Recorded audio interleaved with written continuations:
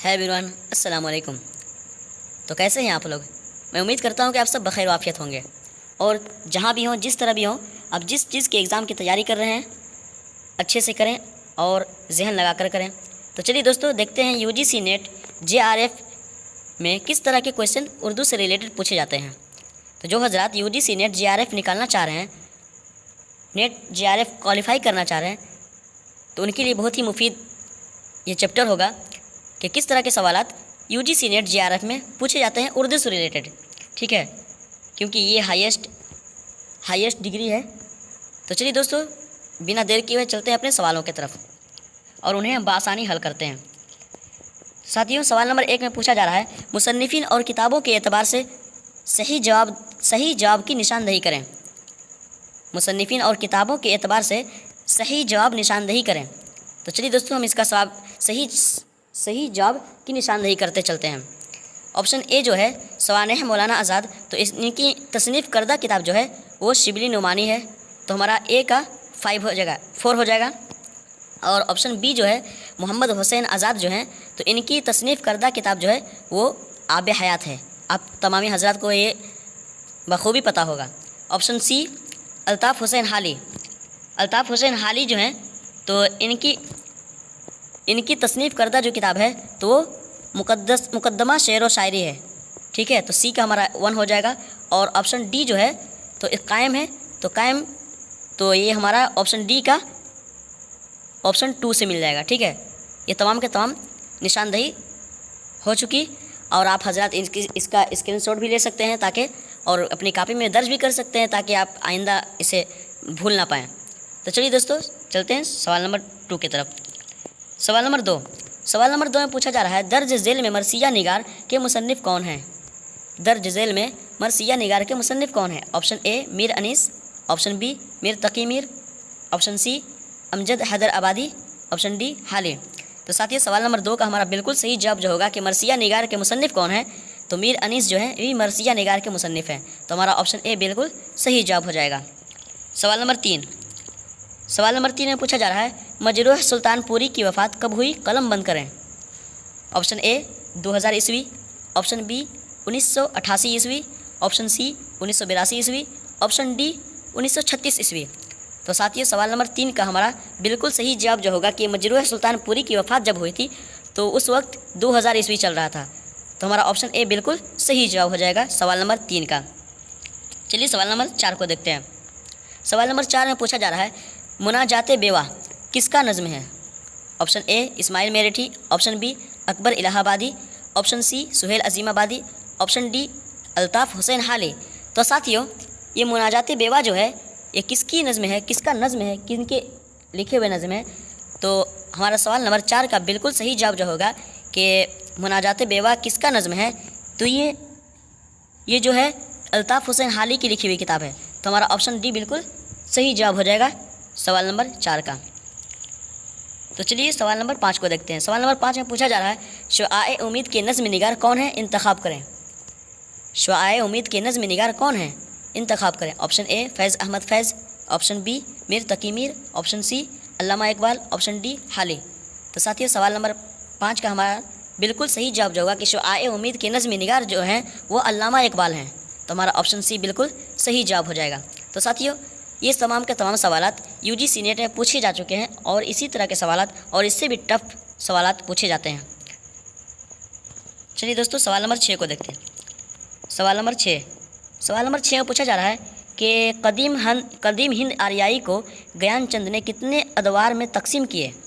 कदीम हिंद आर्याई को ज्ञानचंद ने कितने अदवार में तकसीम किए? Option A 4, option B 2, option C 1, option D 3। तो साथियों, सवाल नंबर 6 का हमारा बिल्कुल सही जवाब जो होने वाला है कि कदीम हिंद आर्याई को ज्ञानचंद ने कितने अदवार में तकसीम किए थे, तो वो 2 अदवार में तकसीम किए थे। ठीक है, 2 अदवार में तकसीम किए थे। तो हमारा ऑप्शन बी बिल्कुल सही जवाब हो जाएगा। सवाल नंबर 7 में पूछा जा रहा है, सबसे पहले ज़बान का नाम उर्दू किसने मुस्तनद करार दिया?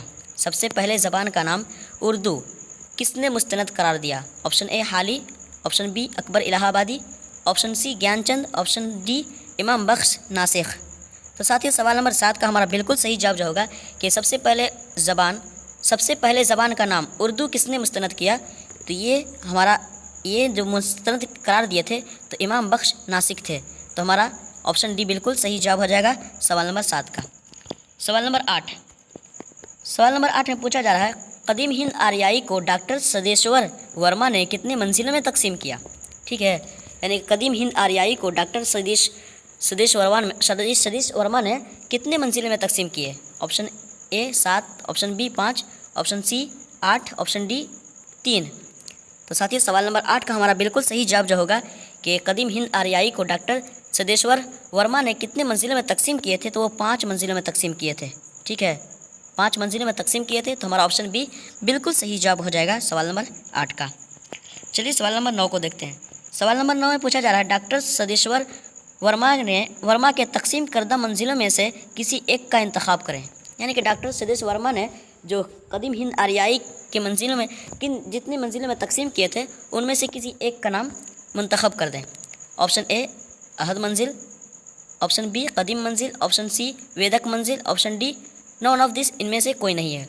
तो साथियों सवाल नंबर 9 का हमारा बिल्कुल सही जवाब होगा कि डॉक्टर सदेश वर्मा ने जो कदीम हिंद आर्याई को जितने मंजिलों में तकसीम किए थे उसमें से एक नाम वेदक मंजिल भी कहा जाता है। तो हमारा ऑप्शन सी बिल्कुल सही जवाब हो जाएगा सवाल नंबर 9 का। सवाल नंबर 10 में पूछा जा रहा है, पाली किस मज़हब की ज़बान है? पाली जो है ये किस मज़हब की ज़बान है? ऑप्शन ए बौद्ध मज़हब, ऑप्शन बी क्रिश्चियन मज़हब, option C Nepali, option D सनातन मज़हब। तो साथियों सवाल नंबर 10 में जो पूछा गया कि पाली किस मज़हब की ज़बान है, तो हमारा ऑप्शन ए बिल्कुल सही जवाब हो जाएगा क्योंकि ये बौद्ध मज़हब की ज़बान है। पाली जो है वो बौद्ध मज़हब की ज़बान है। तो हमारा ऑप्शन ए बिल्कुल सही जवाब हो जाएगा। तो साथियों आप सभी से जो हजरात इस चैनल पर नए हैं उनसे छोटी सी रिक्वेस्ट है, छोटी सी, कि इस यूट्यूब चैनल को सब्सक्राइब कर लें और बेल आइकन दबा लें ताकि नोटिफिकेशन आप तक पहुंचता रहे। और कमेंट में बताएं कि आप किस चीज़ का एग्ज़ाम दे रहे हैं, और अगर उर्दू से रिलेटेड कोई एग्ज़ाम आपके नज़र में है, आपके लिए हो रहा है और उसमें आपको कुछ समझ में नहीं आ रहा किस तरह के क्वेश्चन आते हैं, तो आप ज़रूर हमें इत्तला करें, खबर करें, तो हम उस पर वीडियो बनाएंगे। तो चलिए दोस्तों सवाल नंबर 11 को देखते हैं। सवाल नंबर 11 में पूछा जा रहा है कि आबे हयात के मुसन्निफ़ कौन हैं? आबे हयात के मुसन्निफ़ कौन हैं? Option A Allama Iqbal, option B Mohammad Hussain Azad, option C Suhail Azimabadi, option D Altaf Hussain Hali. तो साथियों इस सवाल को आपकी नज़र जहन में ज़रूर होना चाहिए कि ये आबे हयात के मुसन्निफ़ कौन हैं। तो ऊपर गुजर चुका है, मुसन्निफ़ीन के एतबार से उनकी मुसन्निफ़ीन और उनकी किताबों के एतबार से सही जवाब निशानदही करें। तो आप ज़रूर आपकी नज़र में, आपके जहन में ज़रूर इस सवाल का जवाब आता होगा कि आबे हयात के मुसन्निफ़ कौन हैं। तो आबे हयात के जो मुसन्निफ़ हैं तो वो मोहम्मद हुसैन आज़ाद हैं। ठीक है, मोहम्मद हुसैन आज़ाद जो हैं ये आबे हयात के मुसन्निफ़ हैं। तो हमारे सवाल नंबर 11 का बिल्कुल सही जवाब बी हो जाएगा। सवाल नंबर 12 में पूछा जा रहा है, गुलिस्तां के मुसन्निफ़ कौन हैं? मुंतखब करें। Option A Rumi, option B Premchand, option C Mirza Ghalib, option D Sheikh Saadi. तो साथियों सवाल नंबर 12 का हमारा बिल्कुल सही जवाब होगा कि ये गुलिस्तां जो है ये फ़ारसी की किताब है, तो इसके मुसन्निफ़ जो हैं वो शेख सादी हैं। तो हमारा ऑप्शन डी बिल्कुल सही जवाब हो जाएगा सवाल नंबर 12 का। सवाल नंबर 13 में पूछा जा रहा है, उर्दू का इब्तदाई ज़माना के मुसन्निफ़ कौन हैं? उर्दू का इब्तदाई ज़माना के मुसन्निफ़ कौन हैं? Option A Ismail Merathi, option B Mir Taqi Mir, option C Suhail Azimabadi, option D Shamsur Rahman Faruqi. तो साथियों सवाल नंबर 13 का हमारा बिल्कुल सही जवाब होगा कि उर्दू का इब्तदाई ज़माना, इसके मुसन्निफ़ कौन हैं? तो इसके मुसन्निफ़ शमसुर रहमान फारूकी हैं। तो हमारा ऑप्शन डी बिल्कुल सही जवाब हो जाएगा सवाल नंबर 13 का। सवाल नंबर 14 में पूछा जा रहा है, उर्दू अदब के किस मुअर्रिख़ ने मसनवी अली नामा को दुकनी अदब का शाहनामा करार दिया? ठीक है, option A Anwar Sadeed, option B Jameel Jalibi, option C Ram Babu Saksena, option D Syeda Jafar. तो साथियों सवाल नंबर 14 का हमारा बिल्कुल सही जवाब जो होगा कि उर्दू अदब के किस मुअर्रिख़ ने मसनवी अली नामा को दुकनी अदब का शाहनामा करार दिया? तो जमील जालबी जो थे यही मसनवी अली नामा को दुकनी अदब का शाहनामा करार दिए थे। ठीक है, तो हमारा ऑप्शन बी बिल्कुल सही जवाब हो जाएगा सवाल नंबर 14 का। चलिए सवाल नंबर आखिरी को देखते हैं, सवाल नंबर 15 को। सवाल नंबर 15 में पूछा जा रहा है, फसाना अजायब का सबसे नहायत ज़हीन और बाअमल किरदार कौन सा है? फसाना अजायब का सबसे ज़हीन, नहायत ज़हीन और बाअमल किरदार कौन सा है? Option A Malika Mehr Nigar, option B सौदागर, option C Anjuman Ara, option D Jan-e Alam. तो साथियों सवाल नंबर 15 का हमारा बिल्कुल सही जवाब जो होगा कि फसाना अजायब का सबसे नहायत ज़हीन और बाअमल किरदार कौन सा है? तो ये मलिका महर निगार का है। ठीक है, तो हमारा ऑप्शन ए बिल्कुल सही जवाब हो जाएगा सवाल नंबर 15 का। तो चलिए दोस्तों, आज के लिए इतना ही, 15 क्वेश्चन लाए थे। अगर आप सबका सपोर्ट रहा तो ज़रूर हम आगे भी वीडियो बनाएंगे, और किस तरह के सवालात अगर उर्दू से रिलेटेड किसी भी एग्ज़ाम में पूछे जाते हैं तो अगर हम अच्छे से जहन लगा कर गौर व फिक्र से उसकी तैयारी करें और उससे एग्ज़ाम से पहले कुछ महीने पहले हम अगर बखूबी तरीके से हम तैयारी करें तो ज़रूर हम कामयाबी हासिल करेंगे। तो चलिए दोस्तों, थैंक यू सो मच। तब तक के लिए अल्लाह हाफिज़।